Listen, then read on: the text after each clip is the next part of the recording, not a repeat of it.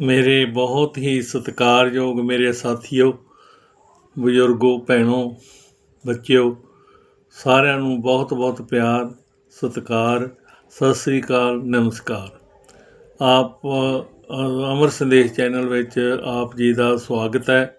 ਆਪ ਜੀ ਸਰਵਣ ਕਰ ਰਹੇ ਹੋ ਇਸੇ ਚੈਨਲ ਦੇ ਮਾਧਿਅਮ ਨਾਲ ਰੋਹਾਨਾ ਬੌਂਡ ਦੀ ਜਿਹੜੀ ਬੁੱਕ ਹੈ ਦਾ ਸੀਕ੍ਰੇਟ ਰਹੱਸ, ਇਹਦੇ ਬਾਰੇ ਵਿਚਾਰ ਸਰਵਣ ਕਰ ਰਹੇ ਹੋ। ਬਹੁਤ ਸਾਰੇ ਆਪਾਂ ਹਿੱਸਾ ਇਹਦਾ ਅੱਗੇ ਸਾਰਿਆਂ ਨੂੰ ਸੁਣਾ ਚੁੱਕੇ ਹਾਂ ਅਤੇ ਇਹਦੇ ਵਿੱਚ ਅਸੀਂ ਸੁਣਿਆ ਹੈ ਕਿ ਇਹ ਰਹੱਸ ਦੇ ਪ੍ਰਯੋਗ ਕਰਨ ਵਾਸਤੇ 3 ਕਦਮ ਵੀ ਜਿਹੜੇ ਆਪਾਂ ਪੂਰੇ ਕੀਤੇ ਆ, ਵੀ ਕੀ ਕੀ ਕਰਨਾ ਹੈ ਉਹ ਸੁਣਿਆ ਹੈ। ਹੁਣ ਅੱਜ ਆਪਾਂ ਜਿਹੜਾ ਹੈ ਅਗਲਾ ਹਿੱਸਾ ਜਿਹੜਾ ਇਸ ਦਾ ਸਰਵਣ ਕਰਨ ਜਾ ਰਹੇ ਹਾਂ, ਜਿਹਦੇ ਵਿੱਚ ਰਹੱਸ ਔਰ ਆਪਕਾ ਸਰੀਰ, ਡਾਕਟਰ ਮਾਰਟਨ ਲੂਥਰ ਕਿੰਗ ਅਤੇ ਜੂਨੀਅਰ, ਇਹਨਾਂ ਦੇ ਵਿਚਾਰ ਹੈ ਕਿ ਇਹ ਜਿਹੜੇ ਹੈ ਵਿਚਾਰ ਆਪਣੇ ਪੇਸ਼ ਕਰਦੇ ਹੈ।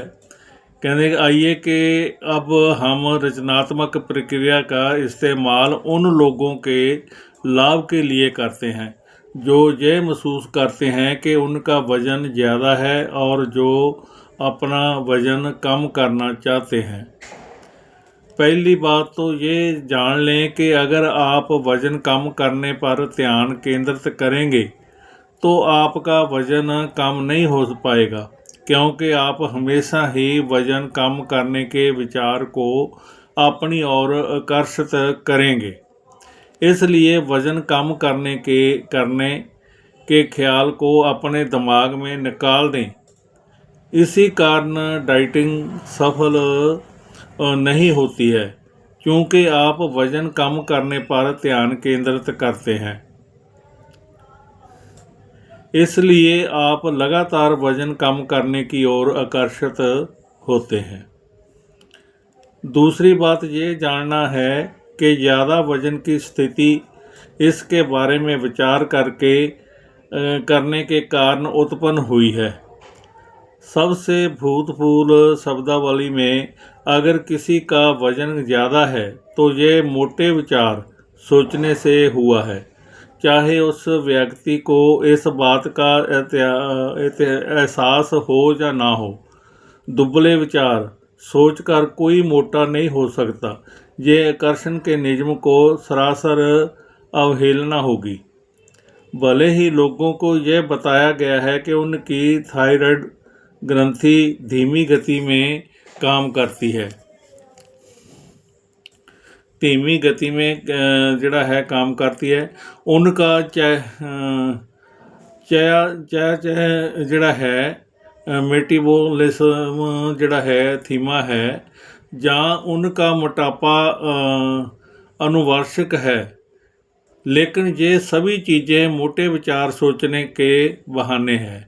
अगर आप इनमें से किसी को स्थिति को खुद पर लागू करते हैं और उस पर यकीन करते हैं तो ये आपका अनुभव बन जाएगा और आप ज़्यादा वज़न को अपनी ओर आकर्षित करते रहेंगे। 2 बेटियां होने के बाद मेरा वज़न बढ़ गया। मैं जानती हूँ कि ऐसा उन संदेशों को सुनने और पढ़ने के कारण हुआ जिनके अनुसार एक बच्चा पैदा होने के बाद वज़न कम कर रखना मुश्किल होता है और दूसरे बच्चे के बाद तो और भी ज़्यादा मुश्किल होता है। मैंने मोटे विचारों का आह्वान किया और मेरा अनुभव बन गया है। मैं सचमुच मोटियाँ हुई गई और मैंने अपने मोटापे की तरफ इतना ज़्यादा ध्यान दिया, उतने ही ज़्यादा मोटापे को अपनी ओर आकर्षित करने लगी। नाटी होने के बावजूद मेरा वज़न 143 पाउंड हो गया, सिर्फ इसलिए क्योंकि मेरे मन में मोटे विचार थे। अपने विचारों को जड़ा है उसने अनुभव किया, उसने बार बार याद किया तो वो मोटी हो गई। जिहड़ी राइटर है वो कहती मैं इन्हां विचारों ते अमल कर बार बार सोचती रही कि मैं मोटी है तो अपने वो मोटी हो गई। तो इस करके सानू विचार अपने उस हिसाब नाल जिहड़े आ रखने हैं। आम लोगों की तरह मैं भी सोचती थी कि मेरा वजन भोजन के कारण बढ़ा है। इस धारणा से आपको कोई लाभ नहीं होता है और अब मैं इसे कोरी बकवास मानती हूँ। भोजन के कारण वजन नहीं बढ़ता है। अगर भोजन आपका वजन बढ़ाता है तो ऐसा करके इस विचार के कारण होता है। भोजन से वजन बढ़ता है, याद रखें विचार ही हर चीज़ का मूल कारण है और बाकी चीज़ें उन विचारों का परिणाम है। आदर्श विचार सोचेंगे तो वजन भी आदर्श होगा। कि जिस तरह का सोचेंगे उस तरह का ਜਿਹੜਾ ਉਹ वजन होगा। सभी सीमित करने वाले विचारों को दिमाग में निकाल दें। भोजन आपका वजन तब तक नहीं बढ़ा सकता जब तक आप यह ना सोच लें कि ये ऐसा कर सकता है।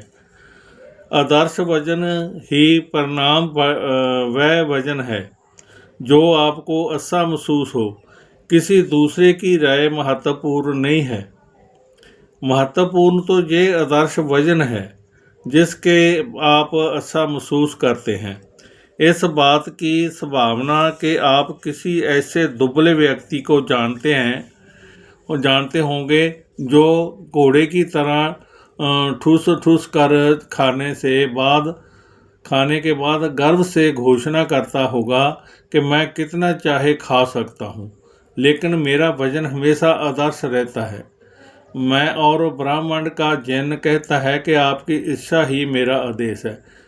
जैसा विचार ਅਸੀਂ ਰੱਖਦੇ ਹਾਂ ਨਾ ਉਸ ਤਰ੍ਹਾਂ ਦਾ ਜਿਹੜਾ ਬ੍ਰਹਮੰਡ ਹੈ ਇਹ ਇੱਕ ਜਿੰਨ ਹੈ, ਉਹ ਸਾਡੀ ਭਾਵਨਾ ਨੂੰ ਪੂਰਾ ਕਰਦਾ। इस करके रचनात्मक प्रक्रिया का प्रयोग करके अपने आदर्श वजन और शरीर को आकर्षित करने के लिए इन कदमों का अनुसरण करें। ਹੁਣ ਇਹ ਜਿਹੜੇ ਇਹਨਾਂ ਨੂੰ ਆਪਣੇ ਇਹਨੂੰ ਸਹੀ ਕਰਨ ਵਾਸਤੇ 3 ਕਦਮਾਂ ਦੀ ਜ਼ਰੂਰਤ ਹੈ। ਉਹ ਜੋ 3 ਕਦਮ ਕੱਲ੍ਹ ਦੱਸੇ ਜਾਣਗੇ ਅਤੇ ਇਹਨੂੰ ਪਹਿਲਾਂ ਇਸੇ 'ਤੇ ਹੀ ਵਿਚਾਰ ਕਰਨਾ ਹੈ। ਔਰ ਜੋ ਇਸ ਨੂੰ ਆਪਾਂ ਸੁਣ ਰਹੇ ਹਾਂ, ਆਪ ਜੀ ਦਾ ਬਹੁਤ ਬਹੁਤ ਧੰਨਵਾਦ ਹੈ। ਇਹ ਆਪਣੇ ਭਾਰ ਨੂੰ ਜਾਂ ਆਪਣੇ ਆਦਰਸ਼ ਨੂੰ ਕਰਨ ਵਾਸਤੇ ਇਹਦੇ ਵਾਸਤੇ ਵੀ 3 ਕਦਮ ਦੱਸੇ ਆ ਉਸ ਰਾਈਟਰ ਨੇ। ਉਹ ਕੱਲ੍ਹ ਨੂੰ ਆਪਾਂ ਪੇਸ਼ ਕਰਾਂਗੇ ਅਤੇ ਉਹਦੇ 'ਤੇ ਵੀ ਵਿਚਾਰ ਕਰਨਾ ਹੈ।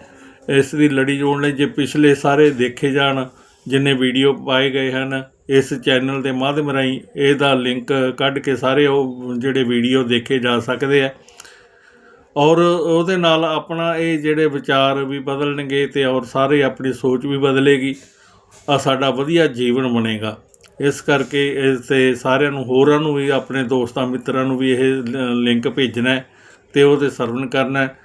ਸਰਵਣ ਕਰਾ ਕੇ ਆਪ ਲਾਭ ਖੱਟਣਾ ਹੈ ਕਿਉਂਕਿ ਅਸੀਂ ਜੇਕਰ ਦੂਸਰੇ ਦਾ ਭਲਾ ਸੋਚੀਦਾ ਤਾਂ ਸਾਡਾ ਵੀ ਭਲਾ ਹੋਣਾ। ਇਸੇ ਕਰਕੇ ਇਸੇ ਵਿਚਾਰ ਇਸ ਚੈਨਲ ਦੇ ਮਾਧਿਅਮ ਰਾਹੀਂ ਆਪ ਜੀ ਤੱਕ ਪਹੁੰਚਾਏ ਜਾ ਰਹੇ ਹਨ। ਰੋਹਾਨਾ ਬੌਂਡ ਬੜੀ ਅੱਛੀ ਰਾਈਟਰ ਹੈ, ਬਹੁਤ ਸੁੰਦਰ ਵਿਚਾਰ ਇਹਨੇ ਪੇਸ਼ ਕੀਤੇ ਹਨ। ਪਿਛਲੇ ਜਿਹੜੇ ਵੀਡੀਓ ਬਣਾਏ ਉਹਨਾਂ ਵਿੱਚ ਆਪਨੇ ਸੁਣਿਆ, ਬਹੁਤ ਸਹਿਯੋਗ ਦਿੱਤਾ ਹੈ। ਐਸਾ ਹੀ ਸਹਿਯੋਗ ਦਿੰਦੇ ਹੋਏ ਆਪ ਜੀ ਅੱਗੇ ਤੋਂ ਅੱਗੇ ਵੱਧਦੇ ਜਾਣਾ ਹੈ ਔਰ ਇਸ ਨੂੰ ਸਬਸਕ੍ਰਾਈਬ ਜ਼ਰੂਰ ਕਰਿਆ ਕਰੋ ਤਾਂ ਕਿ ਉਹਦੇ ਨਾਲ ਪਤਾ ਲੱਗਦਾ ਕਿ ਇਸ ਨੂੰ ਸੁਣ ਵੀ ਰਹੇ ਹਨ ਕੋਈ ਕਿ ਨਹੀਂ ਸੁਣ ਰਹੇ। ਇਹ ਤਾਂ ਆਪਦਾ ਜੀਵਨ ਬਦਲਣ ਵਾਸਤੇ ਆ, ਕਿਸੇ 'ਤੇ ਥੋਪੇ ਨਹੀਂ ਗਏ ਹਨ।